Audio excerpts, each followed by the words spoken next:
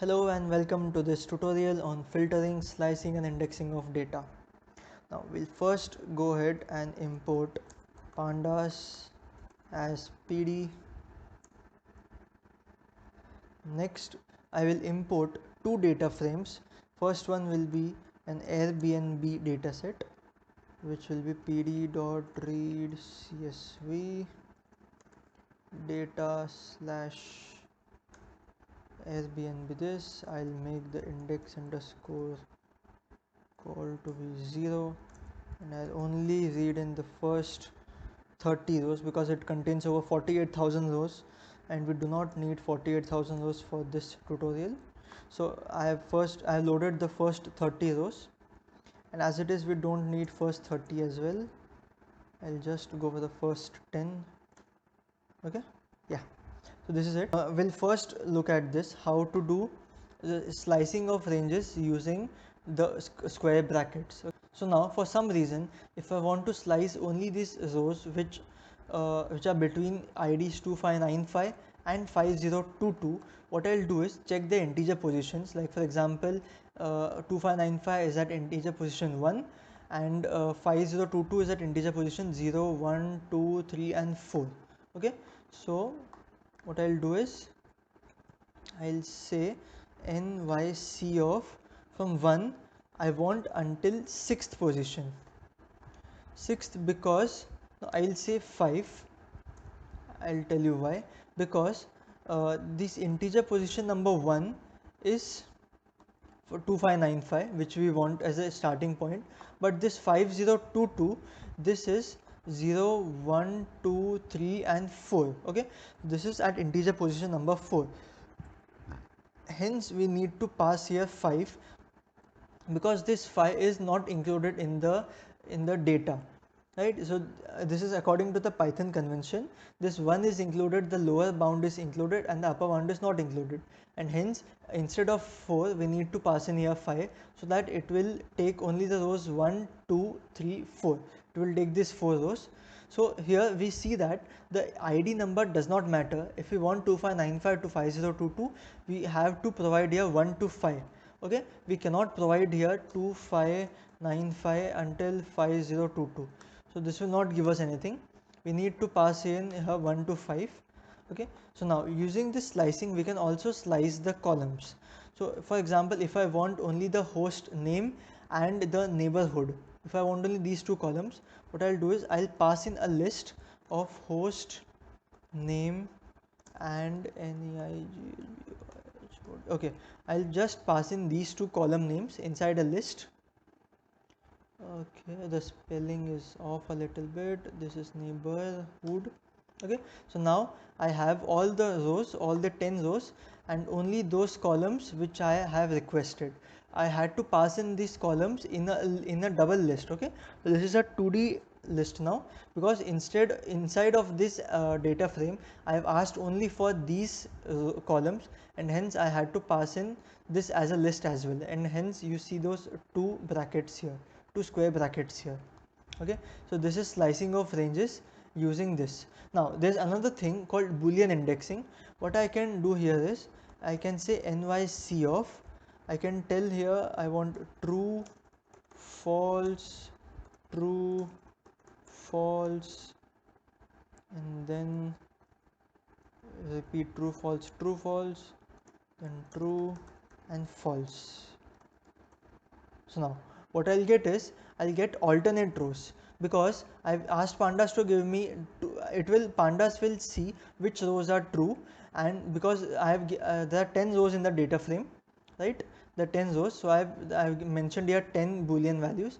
I've given it true, true, true, true and true at alternate positions, and hence at alternate positions I'll get the rows at alternate positions. I'll get all the true rows, like 2539, then 3647, then 5022. Okay, so I have 2539, 3647 and 5022, then 512 and then 203. So this is another way we can filter out the rows. We can give it a boolean value range.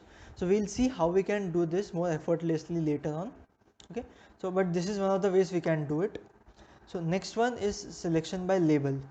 In LOC, what happens is we'll tell it nyc dot locate, and then here we'll have a row label, and now here we'll have a column label. Okay, so these are just placeholders. I'll tell you what to place here. Now this first element here needs to be the row label, that what is the row that we want in the new filtered data frame. For suppose I want from ID number 2539 until 5022. Okay, so now look here very carefully. I'll pass in here what was that number, 2539 until 5022. Okay, and for columns, suppose if I pass in here colon, it means that pass me all the columns. So here you see that I have gotten all the rows from 2539 until 5022, and both of them are included. This is because this location is developed in such a way that it will look for these two values in the index, and it will give me all the rows between these two values, including these two values. Okay, so here this is not an integer value 5022, this is the index label 5022, and this is index label 2539, and hence these both values are included. When I ask for .loc, it will include both of these rows and all the rows in between also. Okay, so here now I have passed all the columns, but maybe if I want only the host name and the neighborhood column, I'll pass in a list where I'll say host name, and I'll pass in these two column names. So now what I have here is all those rows from 2539 until 5022, and only the host name and the neighborhood column. Okay, so now what I can also do here is I can say from host name I want all the columns. So what it will do is delete all the rows before host name, and it will give me only all the rows which occur after host name, and also including the host name. Like for example, I can also do here 2595, so that now give me from rows 2595 all the rows.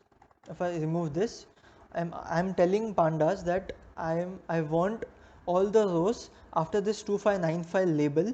So this is looking for 2595 label and giving me all the rows after that, and I want all the columns after host name, including this host name.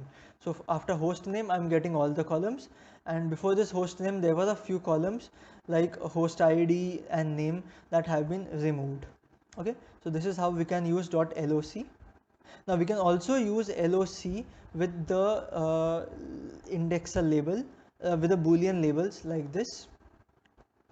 I can pass in for rows. If I want rows in this format, true false, I can tell it give me true false. So now it will only give me 5 rows, because the true, there are 5 trues, so these are alternate rows. So this is only giving me the 5 rows and all the columns after the host name, including this host name. Okay, so this is how .loc works. Now .iloc works in a similar way. Instead, apart from the fact that this is integer location, that is iloc, so here we saw that it was checking for the label name.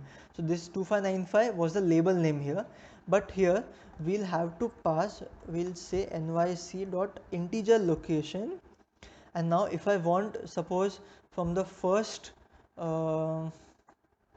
if I want, for example, okay, so these are the 10 rows. So if I want the first 3 rows, I'll do 0, 1 and 2. Okay, so I'll have to, this works very similar to the first one that we saw using the slicing range. Okay, so I'll pass in here, I want from 0 until 2. If I pass in 2 here, it will only give me 0 and 1, because 2 will be excluded. So I'll have to pass in here 0 to 3, and if I want all the columns, I'll pass in a colon here. Okay, so this is giving me 0, 1 and 2. So you see here that we passed in here 0 to 3, and it is giving me in ID values this, because these ID values are interpreted as row number 0, row number 1, row number 2 by this integer location .iloc, and hence this is the difference, main difference between LOC and ILOC. Location looks for integer labels, so this is a label basically, and here this 0 is not a label, this 0 is the index position of the row. Okay, so this is the 0th position, this is first position, this is second position. So now, but for example, if I want only the 0th row, then the 5th row, 7th row and the 9th row, and all the rest columns. So this is basically the 0th row, this is the 7th, this is the 5th row, this is 7th row, and this is the last and the 9th row. Okay, so this is again one of the ways we can provide pandas a list of rows that we want, and here I can say the list of columns I want. So now if we want the columns from neighborhood, what we will do here is we'll check the integer position of this neighborhood, where this is 0, 1, 2, 3 and 4. So neighborhood is 4, so we'll do 4 and put a colon here, which will tell pandas that after this fourth label, give me this fourth column, give me all the columns. Okay, but if I want only until room type, so this is 4, 5, 6, 7th, so I'll give it 4 until 8. Okay, because this 8 will not be included, and I'll get only until the 7th column, which is a room type. So this is again one of the ways that I have taken up I have derived a slice from the main data frame. Okay, so this is using .iloc, and this was using .loc. Because this was using a location based, I had to pass in the name of the column here and the name of the indexes here, the label indexes here. But since this is ILOC, I had to only pass in the integer position of the index of the rows, and after this column I had to only pass in the integer position of the columns that I wanted, and not the name like neighborhood or latitude. I just had to pass in the integer position of these columns. Okay, so now the next one we look at is at. So now we used .loc and .iloc for obtaining a slice of a data frame. So now what if I just want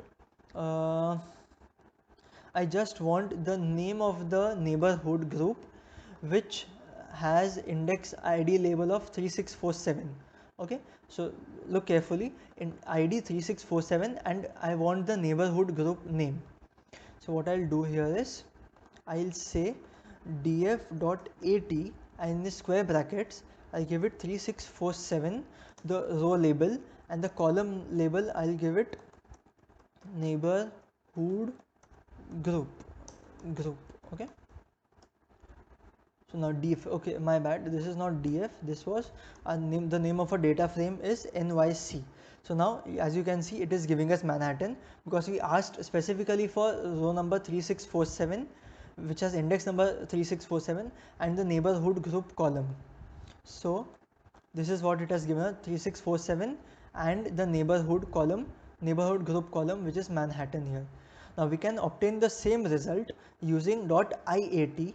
.iat is similar to .integer location, and it is specifically if we want a single item. So I will say nyc.iat, and now instead of 3647, this was location based and hence I had to give it a label 3647. But here if I want the same answer, what I'll have to do is check the integer location of this IAT. So this is 0, 1 and 2. So this is ID number 2, row number 2, and this neighborhood group is column number 0, 1, 2 and 3. So I'll have to pass in 2, 3. Okay. So when I pass here 2, 3, I'll get the same answer as Manhattan. So both of these are giving me the same answers. This is location based and this is integer location based. So because this is integer based, I had to pass in here the integer labels, integer location indexes of the rows and the columns that I wanted. Okay, so before this comma I have to pass in the rows, and after this comma I have to pass in the column names, the column IDs, the column integer index basically. Now next one is df.isin. Now .isin is useful when we want to when suppose I'll give an example. For example, I'll say nyc dot isin, I'll pass in here Manhattan. Okay, So what this will do is, for example, if I just say nyc of neighborhood group dot is in Manhattan, so what it will do is, first make a list of, first make a series of the nyc dot neighborhood group, like Brooklyn, Manhattan, all these are 10. Now after this, if I ask it to find dot is in Manhattan, so now is this Brooklyn in Manhattan? Is Brooklyn equal to Manhattan? No. Is Manhattan equal to Manhattan? True. So when I press Control Enter, I'll get a false for the first one and true for the next one. Okay. So now I have a set of Boolean indexes, and now if I take a data frame of this, like NYC, and put it in square brackets, I'll get all the neighborhood groups of Manhattan. Okay, so as we can see here, we have successfully removed all the Brooklyn rows, and now we only have 1 2 3 4 5 6 7 rows which are Manhattan. The rest 3 were Brooklyns. Okay, so this is how we can use isIn and find the rows that we want. We can use isIn in another way. For suppose if I have multiple criteria, for example, if I want the neighborhood group to be in Manhattan and I also want the room type to be a private room. Okay, so what I'll do here is, I'll make a different object, like a dictionary, like here I'll say neighborhood group, this is the key, and pass in the values of Manhattan. Okay, next one is room type. Now I want the room type to be a private room, right? So I'll just copy this so that there is no spelling mistake or typing mistake rather. Okay, so this is my criteria now. This is my criteria. So what I'll now do is, I'll say nyc dot is in, I'll pass in this criteria here. Okay, so now so now this criteria will preserve the structure of the data frame. That is, here I had gotten only the 7 rows and 3 rows were deleted, but here I now have the trues and falses, the Boolean array, which is telling me, like for example here the neighborhood group is true here, because those are Manhattans here, again Manhattan, and if we see the room type, it was private in the first one, private in the third one, private in the next, the second last, third last, and the fourth last ones were private. So now this is giving us a Boolean array. Okay, so next what we'll look at is df.where. So now df.where basically works like, what I'll do here is say nyc dot where.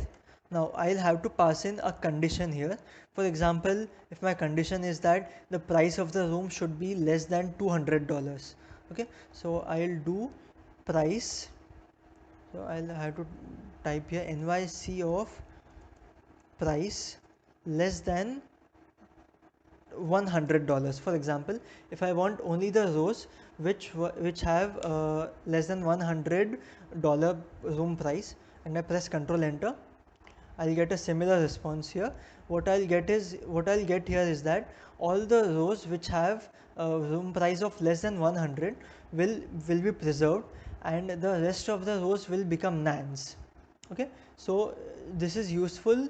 This where is useful if we want to preserve the state of the data frame, that is, if we do not want to lose out any rows or columns. So this is how we do it.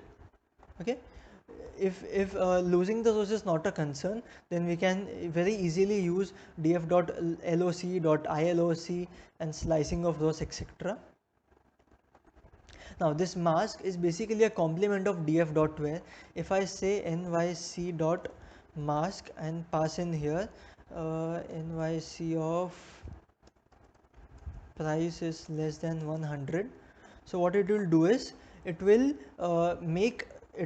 lose all those values which were true values before. For example, if we see here, first 3 were nans and the next 2 were positive responses, that is why they were kept. So in mask, what happens is, the first 3 values which have price greater than 100 have been preserved, and all those values which are less than 100 have become nans.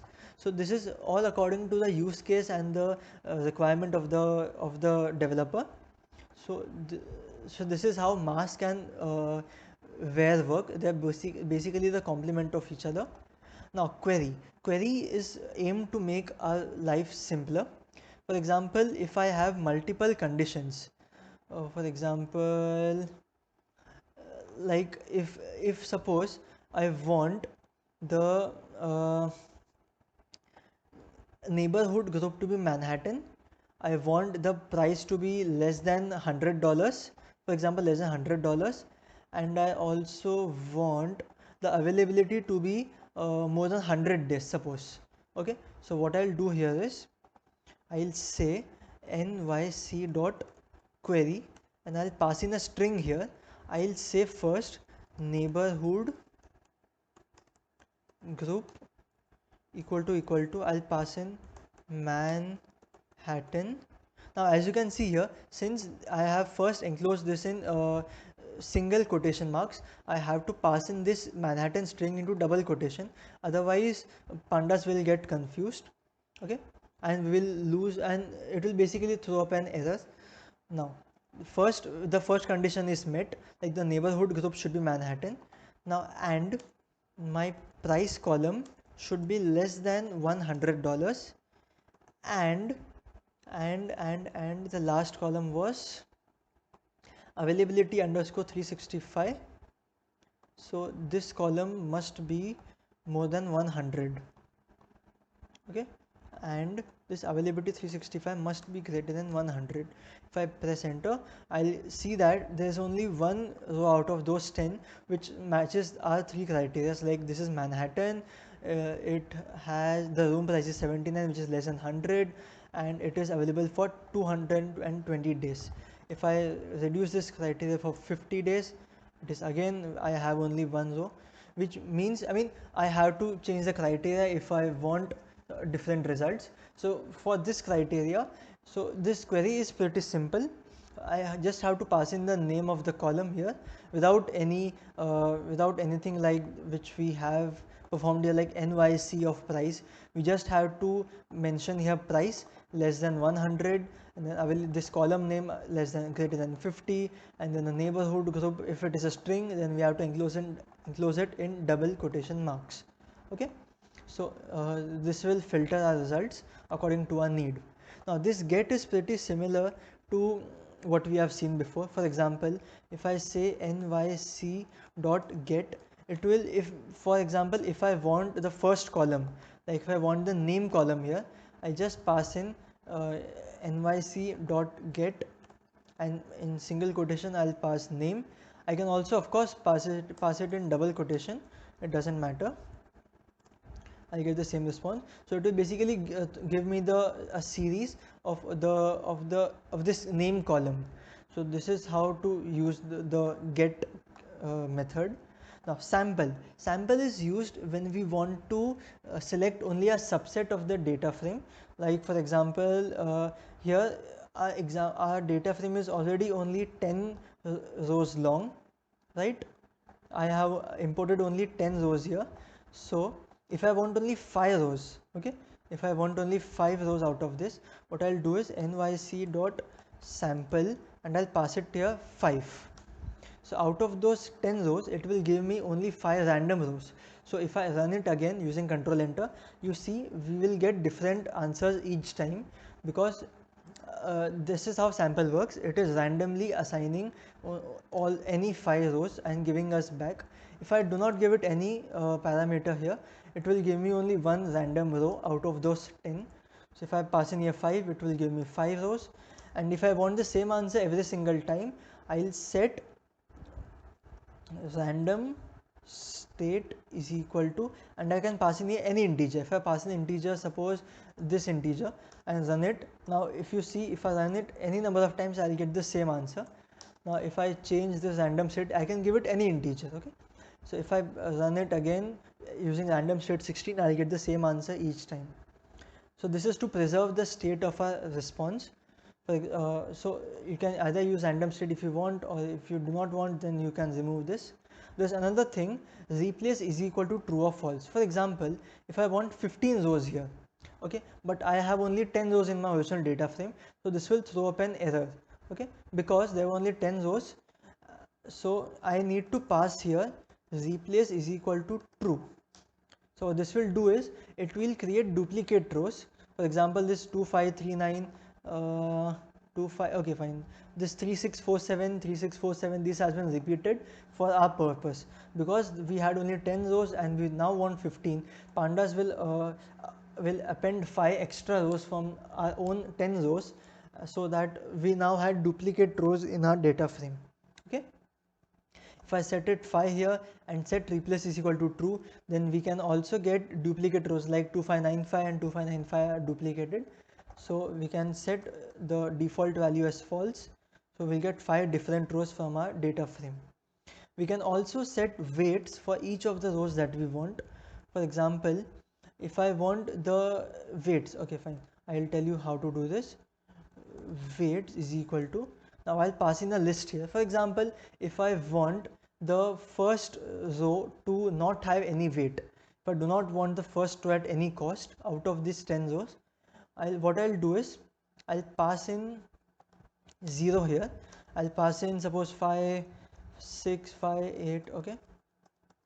So how many? 1 2 3 4 5 6 7 8 9 and 10. Okay, so I have now 12. So now what I have done here is assigned random weights to all these 10 rows. So for example, what pandas will now do is, so see, we will never see 2 5, this first row which is 2539, we will never see this 2539 row here, because we have assigned it a weight of 0. So now it will, what it does is it will assign the second row a weight of 5, it will assign the row number 0 1 2 3 4 5, it will assign the fifth row a maximum weight of 25, so that there is a maximum possibility of this row getting selected out of all these rows. So we can also give weights to each of the rows if we have some bias towards some of the rows. Okay, so this is how nyc.sample works. Now we'll look at how we can set index of any data frame. Since we have indexes like 5022, 2595, we can streamline this and make it better by indexing it from starting from 0 1 2 3 4. Now what we'll do is we'll say nyc dot, first we will make a series, like say x is equal to pd dot series, and we'll pass in the list of integers. Okay, so now this is our x, this is a list of 10 integers, series of 10 integers. Now what we'll do is nyc dot set index, and then we'll pass in this x here. So now what we have is the integers, as you can, the index as you can see has been changed from those arbitrary numbers to from 1 to 10.